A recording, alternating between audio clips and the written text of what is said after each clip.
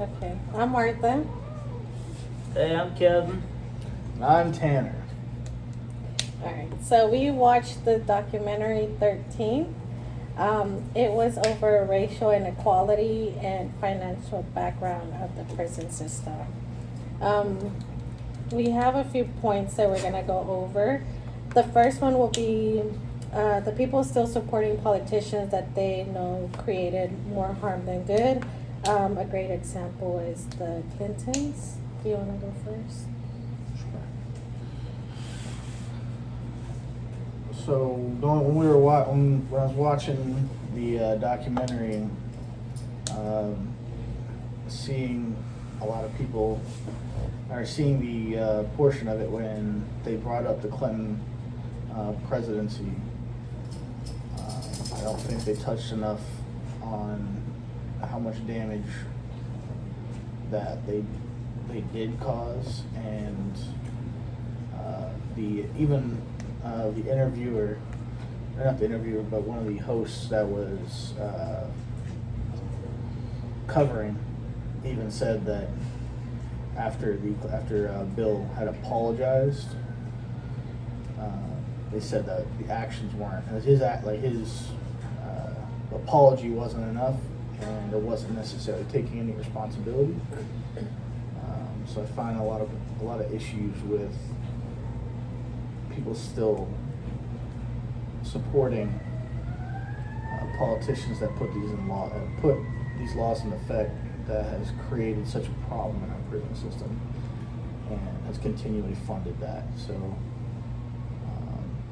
it's unfortunate to see, and I definitely hope that at some point we can break peace from that,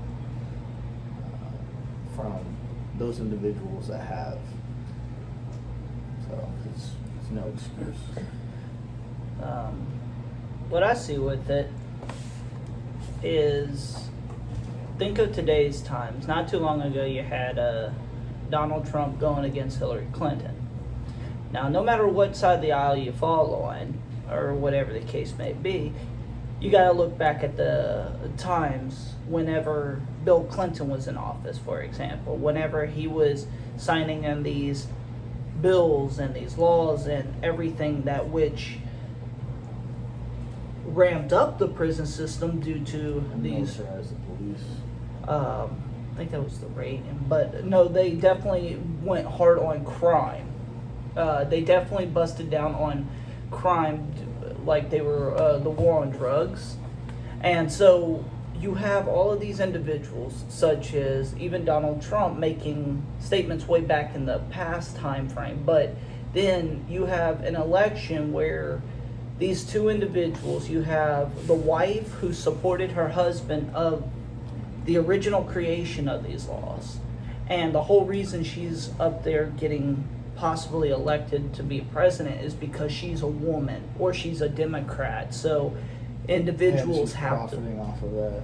Right, and automatically, like, stereotypically, if you're of a certain race, you should be voting for this type or this type instead of just looking at whatever candidate and thinking, like, do they fit what I believe in? Do they, whichever? But then, you got the candidates from all the way back from whenever they're doing that, and you got people who are still supporting them. Hillary Clinton was still running whenever her husband, and she supported him, was doing all of this. Joe Biden was back then.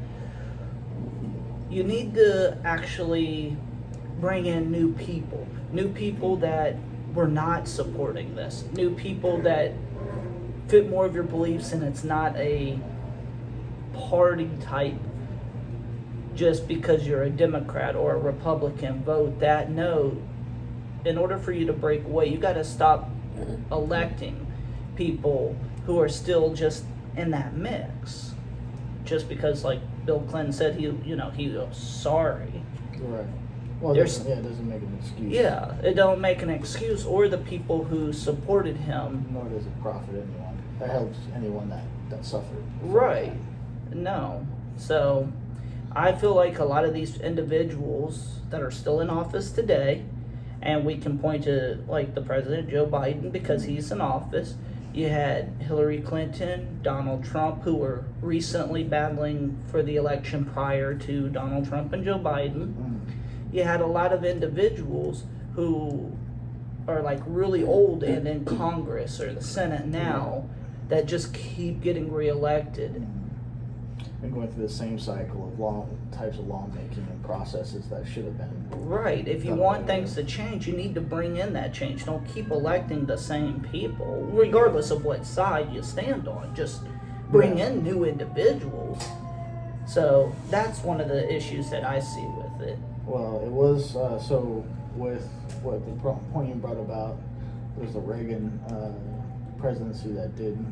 So the Reagan presidency ramped up the budget for law enforcement. He didn't necessarily militarize to the extent that was like, he ramped up the budget for it to be as large as it is, but though the Clinton administration essentially equipped and armed the law enforcement and the law enforcement agencies to be used. Yeah. But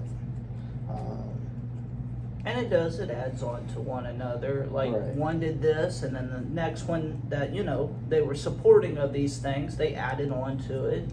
What about you? What do you think with the... Okay, I think that when it comes to these politicians, and I think we touched a little bit on it yesterday, and you just mentioned it right now, is they come out and they apologize, and people tend to forget the history behind everything. Yeah. And just try to pretend that everything is okay, and still support them. Yeah. I feel like if it would have been someone, sure. like you said, new, it would have been different. But I'm always on the fence with politicians because I feel like a lot of them say things that are with the times. Yeah. So, Absolutely. although he did apologize, it could just be like an image thing, something that was brought up during that time, and it's like, okay, well, this is gonna make you look bad. What can you say to make this better? Yeah. And it's something that could be like, okay, well, I can go ahead and apologize. Yeah, you apologize after you made all of these mistakes, after you caused all of these issues. So that's just kind of my view on it. No, I totally agree, and I also believe, things are more acceptable, or things that are acceptable back then are not today. Sure. So, different mindsets, how you go about things. Could have even been because of the situation, a lot of things were accepted during the COVID virus that were never acceptable before, so just like you said, due to the times, Sure. Right. And that's culminated a lot of generational trauma that has sparked a lot of social issues because of that irresponsible lawmaking. All right. So, moving on to the next. I think the next 2 points, they go hand in hand. So, the documentary spoke a lot about the 3-strike law and then the mandatory minimum sentencing. Okay. So, Kevin actually explained that, because I had an idea of the 3-strike law, but he explained the difference between, like, the 3-strike law in Florida compared to the 3-strike law in Louisiana. How it's translated. Yeah, so how it's... Yeah, and like how it works, and so I'm guessing with this you're wanting to know, like, do you believe in it? So I know, and this is what I took from the documentary. So, they were basically saying, because they put race a lot in the documentary, so they were basically saying that they were using the 3-strike law or the minimum sentencing to try to get some blacks out of the community, start imprisoning them. Yeah. So they could be in jail for a very long time, or in prison for a very long time, based off of their skin color, and it could be such a minimum charge. Well, then that also goes into because all like the 3 strikes law. The only thing it did was complement what the war on drugs was trying to accomplish. It just made it easier. So it made it easier to essentially attack minorities, and then not only minorities but minorities in poverty that could not escape or could not go anywhere else, or were just forced into a bad situation because of again, irresponsible lawmaking that goes back to even like Jim Crow laws all the way up to like I think it's called like redlining, when they're going to purchase a house and banks can favor where they have the power to refer their clients. So if banks feel that they don't want that person, even if they have good credit, they can still say no. And that in itself had put minorities in the spot for things like mandatory minimums, and then other things that will be going on in the discussion. But things like the mandatory minimums that made it easier for minorities to be targeted, and that's as much. It's one of those things where using it to discriminate upon anyone of any background is obviously a clear abuse. But trying to decipher that in between a war on drugs, and when you have government agencies used, like during the Reagan presidency, to target poor communities, minority communities, to destroy like the black household or any minority that suffered under these laws. So it's more, to me, it seems more of like a tool. And though outside of its existence to that, and I don't think it's necessarily a bad thing, but like I said, when it's used to coerce and abuse its minority groups or any sort of social group, or I guess wealth, I guess people that are in poverty or below the poverty line, when it's used against them unfairly, then that's where I have a lot of problems with that. I think in the documentary, I think they said once or twice, like, it's not really a war on drugs, but a war on race. It was that, And, yeah. yeah. So it just goes with what you're saying. What do you have to say? When it comes to 3-strike laws and minimum sentencing, I think, first of all, is it even really a good thing? Because, like, Louisiana's got the 3-strike laws, and my cousin got hit up for that. So, like, my cousin's in prison for life, no coming out. He gonna die there.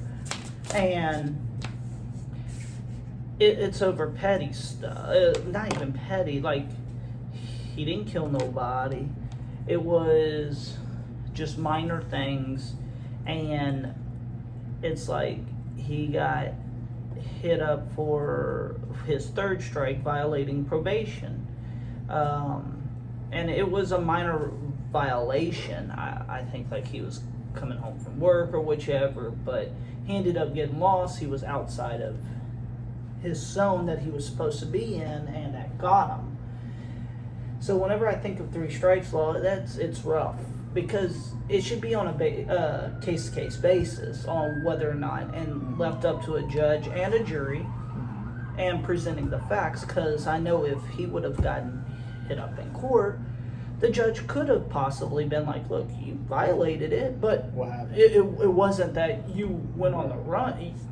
You got lost, you know? It's like, so maybe harsh punishment. He went back and finished his term just because of the fact that he violated probation, or they gave him 3 months, or even just said, look, it was a simple this, that, it wasn't that. So 3 strikes laws, Now, obviously, there's always individuals that do deserve they're better out of the society than they are in. Right. Anyone that deals anything wrong with kids. So 3-strike law, I could see where that could be nice in certain cases. Sure. Other cases not, and Well, it's taking advantage. right now I feel like that's taken, like they said, they took some power out of the judge's hands, especially when it came to minimum sentencing with the 3-strike law. So with minimum sentencing, it took that case by case situation out. And that's where they were able to corrupt that system. Right, because you would have some communities that were hit harder, some communities that weren't. You would have some individuals that might get caught up and it wasn't their fault, like they just bad place, wrong time, Right. and it's like case by case, and it's not like, look, we see that, we're still gonna hit you with this, but because it wasn't you trying to do it, no, it's, hey, 20 years. There's nothing I can do on that. Right. So it's like, I see where the intent was if you're having to look from the other lens, and no matter like what race or which side you are, you want the evil, you want the bad individuals who who legitly do not deserve to be out near your kids, near your family. They are a danger. You could see where that is good, but at the same time that really does hurt the innocently convicted, or the charges that aren't necessarily going to bring complete harm or like Right. recoverable or redeemable or just sentences. or even like some teenager or 20-year-old who just made an honest mistake. Mistakes happen in life, Right. They made an honest mistake, they got caught, but now you're talking about they might go away for life for just a dumb decision. Yep. So Yeah. I don't know that one. Alright, so the next one is when someone is released from prison, they're still very limited in society for the most part. Oh yeah. And I think one of the best examples is whenever, I think it was the guy that was sitting like on the stairs. He was like, one of the questions in in job applications or any applications for any benefits or something is, have you ever been convicted of a felony? Yep. And so many people are denied so many things, job opportunities, stuff like that, because they have been convicted of a felony. Sure. And when someone looks at a person, they're like, okay, you have been convicted of a felony, they already stereotype them. They already think the worst of them. They're not giving as many chances as somebody who hasn't been convicted of a felony. Yeah. Well, there's already. I think part of the problem is how that goes more. I think that goes more into how the government's incentivizing certain industries. So like, it's the same reason like 10 years ago you didn't really need a bachelor's degree, or master's degree. Bachelor's degrees now become almost the same level of usefulness if you don't have any work experience. But if you don't have like a master's degree in something, it's different. So like before, you were able to get a job, you were able to walk in, get a job, and they would train you or give you a certification that could be reached in like a certain amount of time with a certain amount of obviously a certain amount of money paid forward. That's not going to put you in a position like today. But that kind of goes off topic a little bit. But I guess what I mean is that jobs are incentivizing, and it's also the way like they do insurance too, because they don't. It's harder to incentivize people to want to hire people that are convicted of felonies because the insurance companies won't cover or they feel that they're a risk. And unfortunately that's not entirely true. It's not entirely true nowadays, but because of that initial influence, it's now grown to a point where businesses just don't like the idea of hiring. They don't like hiring people with felonies, and in some ways, especially when you have something that's redeemable, i.e., like a drug charge. Yeah. Drug charge, even robbery, to an extent. Yeah. You know. Or something that What do you you think? did when you were so young. Right, with a time frame. There's no room for redemption. Right, and that's kind of unfortunate. It's unfortunate because they're not taking time. Like they're not putting the funds in to giving true rehabilitation to prisoners when they get out. Because when they come out, they have a time frame, whether they're either going to relapse or they're going to move on and transition back into society. And there should be a little more. I think if we took more time and at least equipping prisoners that are coming out, or people that are coming out of detention centers or jail that have been held for a few years' time, obviously, they're not going to come out with with a skill set. So while they're there, if they're at least trained in something, or at least if we look to find programs for after when they get out, for them to be able to come back into society and have some sort of funding for those businesses to incentivize them to want to hire people that are coming out of the prison system.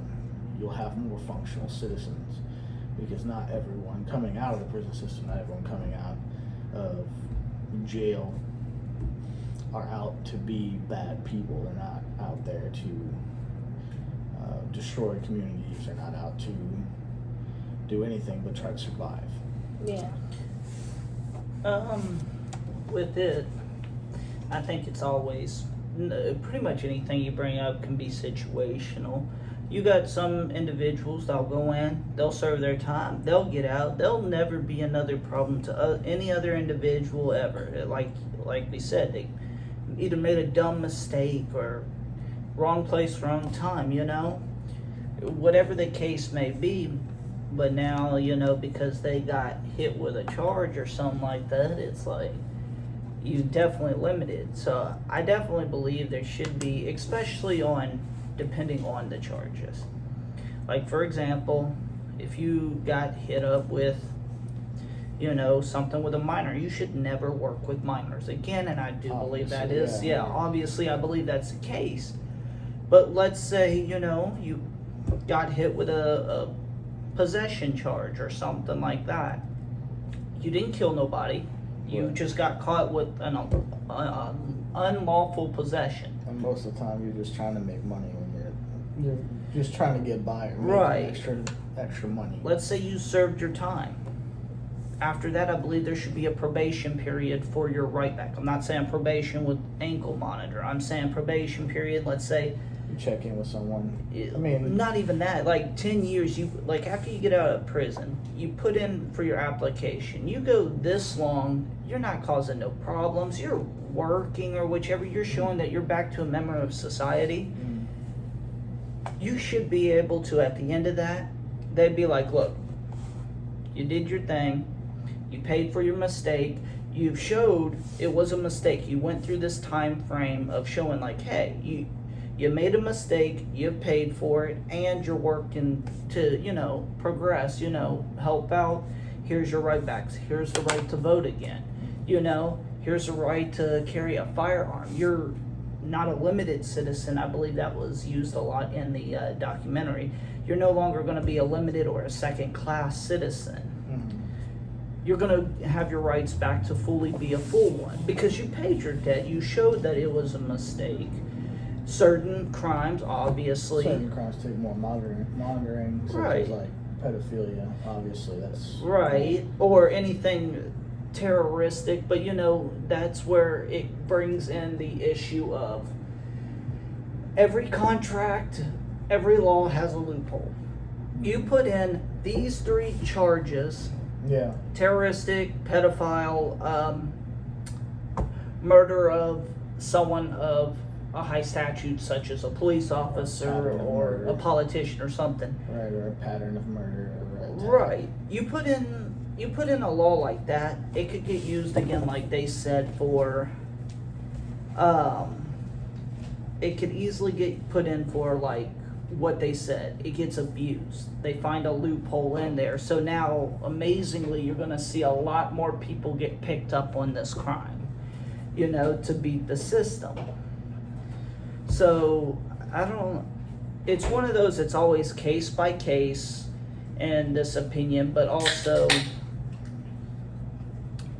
I think there should be a way back to redeem yourself. There's a lot of felons out there who will never get the right to vote again on how they're governed over, but they've paid their price. They're good individuals. Wrong time, wrong place, made a mistake, completely different person after serving their time. They've got out, they became wonderful mothers or fathers. In this case, it was mostly talking about the men in the prison system, so we're going to go off of that and say they get out and be wonderful fathers or good members of society. That one thing I don't think they really touch on is also when people come out of prison, it's harder for them. They can't get any sort of they can't get any sort of call it federal loans. Yeah. So how are you supposed to better yourself? How are you supposed to move past what you've done in the past? And that's been a lot of issues. Is not even federal funds to do a trade, because there's plenty of work there's plenty of jobs or even military yeah. I mean but there's plenty of work where you don't need a college degree, and it's quick enough that you can transition into one per se a morgue, but it's still it's still a profitable business because people need to know how to take care of their family members that are deceased. There are other opportunities out there that unfortunately hinder a lot of people coming out of the prison system, and that force them into either going back to whatever they were doing before, or force them into a position where they feel like they have no other option, so they end up either out on the street being homeless, or they're living off of their families, like their parents, or they're living off of other family members that are almost in the same position of not being able to get out of that poverty. So yeah. What about you? Why did you say that? Yeah. I was saying if you had anything to add to that. No, I Okay. don't. All right, so now we're gonna talk about ALEC, and I guess more specifically the CCA. So, let me see. Tanner. So when we were watching the documentary and they were going into ALEC, I feel like it felt like a moment of went off topic, but I can see that they're trying to reel in the reality of what the prison system's kind of trying to expand into and incorporate to build on, I guess, as a what's the next phase. Yeah. So it's unfortunate that I don't think they covered enough. They didn't cover enough in depth as when they went over the Reagan policies or some of the Clinton policies. A lot of it was just spent time talking about this is what's going on with it. That it's being used right now to exploit detention centers for illegal immigrants, or what its next phase is or from the CCA breaking into ALEC or becoming ALEC, where it's trying to come up with more harmful laws for communities. So when they brought up the whole investing in more ankle monitors, there's certain charges, there's certain things like I don't think will justify a police arrest, and I feel like it's something that could be used to abuse. Again, it's a way for if you bring that into place, you'll have the obvious like rich take advantage of that, where if you're under house arrest and you're in a big mansion, it's not a big deal. But and then you have a guy that's living in a normal community, and now if he's unstable, he could even be, or she could even be a detriment to that community, because now you don't want to be close to that. You don't want your family close to that. And then the fact that they're reeling in other companies like to make GPS monitors, like profiting off of it just to keep that kind of same mentality and same I guess to inspire more lawmaking. When we make businesses that are designed to make stricter laws to profit more, and like in the prison system, or how we're running detention centers, we're no longer seeking to make better laws to cut that down. Now we're just putting more focus on how can we improve what we're already profiting off of. And if that's all of our scope is, not into rehabilitation, like border facilities at this point should not be detention centers. They should, at the very least, have some sort of comforts that, that aren't resemblance to like a jail cell. It's not. I think one of the things that I saw in the documentary, when you're talking about like the detention centers for immigrants, is seeing like the kids, like little kids are in Cramped up. cramped up in a place that is like a prison. And to me, because I'm a very emotional person, to me that was very It's hard. It's very heartbreaking seeing a kid sleeping basically on concrete floor. They didn't have any heat, nothing. It was just like if they were prisoners and they were little innocent kids. And I think that touched me, and also other things that I'll talk about towards the end. Well, that's also like why, like, it's what I have a problem with no one making everyone, whether you're either left or right of politicians, both sides make the claim they're trying to make it better, but they don't make, whenever they produce a bill that's supposed to either do something for it, they're not making a direct bill to improve that quality of life. And unfortunately, that has everything to do, I believe it has everything to do with, if they improve the quality of life of the detention centers for like illegal immigrants, it takes away the profit that these companies have been able to build off of like CCA or ALEG. And that's kind of the unfortunate part, which again, if you build more for punishment, that's where you're always going to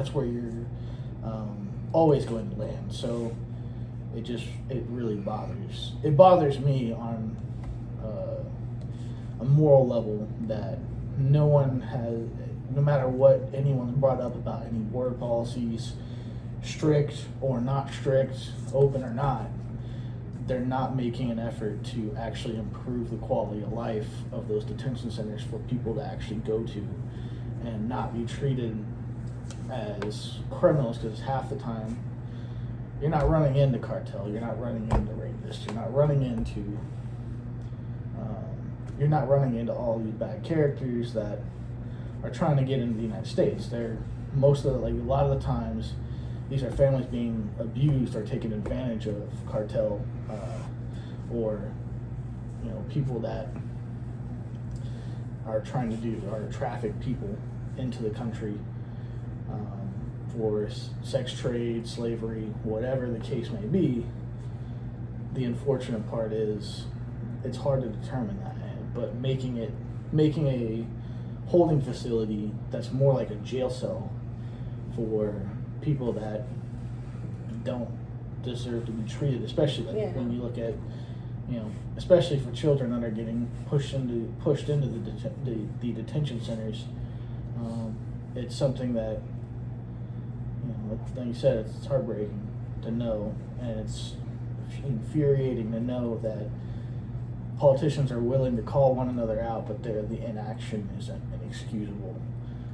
It's inexcusable for them to not say, okay, let's come together and let's put a bill to improve this, at least to improve this facet, if we can't agree on one of the others.